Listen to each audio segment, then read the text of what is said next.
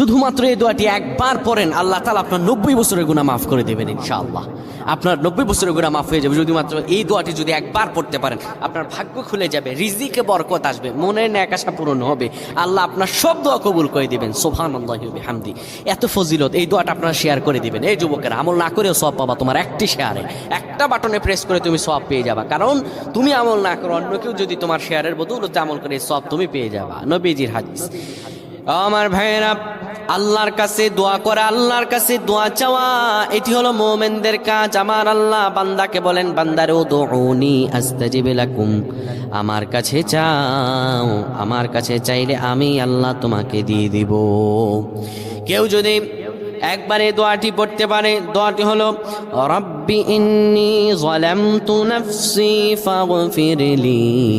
কেউ যদি এই দোয়াটা একবার পড়তে পারে, আমার আল্লাহ তাআলা তার 90